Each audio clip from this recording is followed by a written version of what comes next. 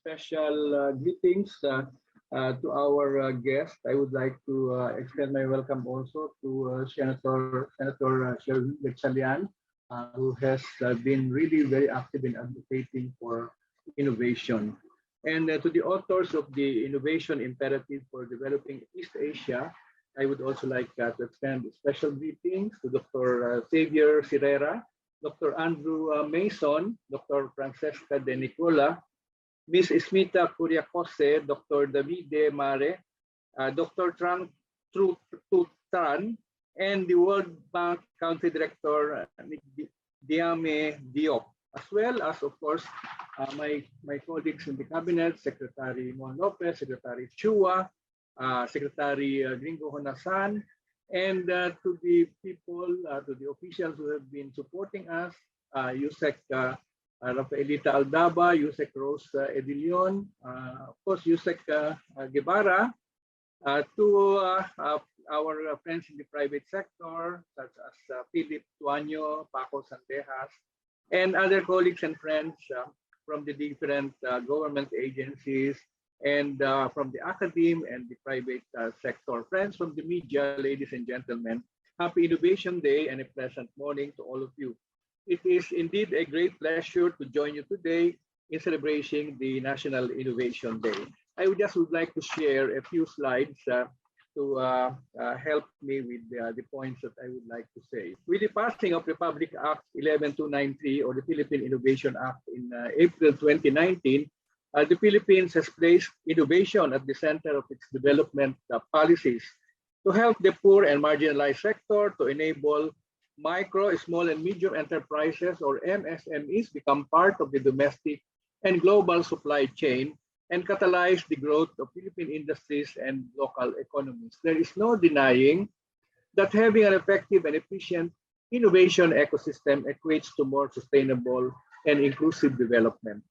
Knowing this, we are delighted that in our celebration this year, we are joined by representatives from the World Bank to share with us the highlights of the innovation report with focus on the innovation imperatives for the Philippines. At the Department of Science and Technology, actually, we see innovation as a new novel or improved product, process, or service that have economic or social value. That's how we look at proposals that are seeking our support. Next slide, please. The DOST has long been promoting innovation to address the country's pressing needs, working towards its goal to make science for the people. I have, of course, been a witness to that, having served DOST or its predecessor, the National Science and Technology Authority, since 1982. And over time, DOST technologies have been developed for the efficient use of public resources and enforcement of laws, import substitution, value addition, productivity improvement, and competitiveness, as well as in enabling our achievement of the Sustainable Development Goals. I still remember very vividly, 14 years ago, we had our first National Innovation Strategy, which we presented to President Gloria Macapagal-Arroyo at that time, and which we called Philippine Innovation. One approach employed by DOST in promoting innovation is the setting up and operation of technology business incubators. The DOST's Technology Business Incubation Program has three objectives. One is to create jobs, two is to develop entrepreneurs, and three is to promote public-private sector partnerships in regional economic development. At present, the Department of Science and Technology has already established 48 technology business incubators all over the country. And in the last year, these TBIs were able to nurture more than 200 startups and has produced more than 70 full-blown startup companies, resulting in the creation of over 800 jobs. Next slide, please. In the health sector, one of the most well-known innovations supported by the Department of Science and Technology is the Biotech M, Dengue Aqua Kit, which was developed by Manila Health Tech Incorporated. Biotech M is a diagnostic kit which acts as a confirmatory test for diagnosis of dengue infection, where results will be known in an hour or less. designed to be used in hospitals or clinics with minimal laboratory facilities. Using Biotech M would mean less admissions for dengue suspected cases, thereby saving resources for both hospital and patients. And by the way, this Biotech M won a gold in the 2018 World Intellectual Property Organization International Exhibition in Geneva. The DOST's latest venture into innovation is aimed at supporting the food industries and those in the nutraceutical product sector. In February 2021, the DOST Industrial Technology Development Institute, or ITDI, launched the country's first Modular Multi-Industry Innovation Center, or MMIC, also dubbed as InnoHub sa Pilipinas. The MMIC is equipped with modular equipment that are multifunctional, which can be retrofitted for use in different manufacturing lines. Through the center, micro, small, and medium enterprises that are venturing into food, dietary supplements, or personal care items can use these facilities for developing innovative products, product equivalents, product variances, and product reintroduction.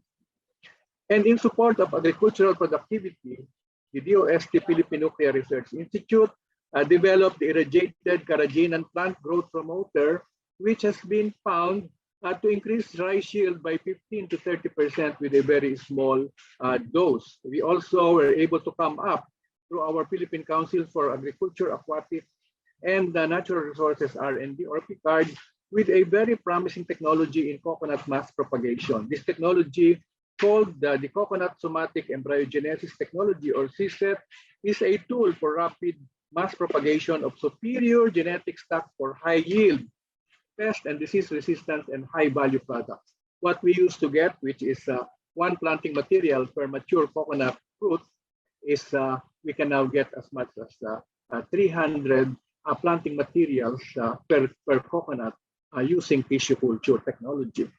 Taking note of the country's need for alternative transportation systems to aid the millions of daily Filipino commuters and to help ease the traffic problem, particularly in Metro Manila, the DOST likewise tried to find innovative ways of addressing the challenges in our transportation system. To this end, the Metals Industry Research and Development Center of MIRDC was able to develop a hybrid electric train, which was turned over to the Philippine National Railways in June of 2019. Once the community quarantine is lifted, the hybrid electric train will fly again the Alabang-Binyang route in transporting our fellow commuters. Last slide. The technologies that I mentioned are just some of the innovations being offered by the Department of Science and Technology, and we are prepared to support more. So with the approval of the Innovative Startup Act, the DOST together with the DTI, the ICT, and of guidance of NEDA will implement the Philippine Startup Development Program. The program mandates the development of programs and the provision of incentives and benefits to both the startups and startup enablers to encourage the establishment of innovative new businesses and an innovative entrepreneurial culture in the Philippines. For this purpose, we at DOST will soon come out with the guidelines for our Startup Grant Fund, or SGF, to ensure R&D support for the technology needs of the local startup communities. The R&D efforts under the DOST SGF shall be directed towards improving the core technology of the startups, enhancing marketability, validating the technology by engaging lead users, or refining existing processes that may provide a new source of revenue to the startup. In Filipino, we have a saying, nasa Diyos ang awa, nasa tao ang gawa. I see the role of the public sector and the public servants as instruments or channels through which resources and services are delivered and shared to those who labor, who create, and who also serve. DOST's tagline, Science for the People, is very much alive through our innovative startup programs. Maraming salamat. Thank you sa inyo lahat at mabuhay kayo.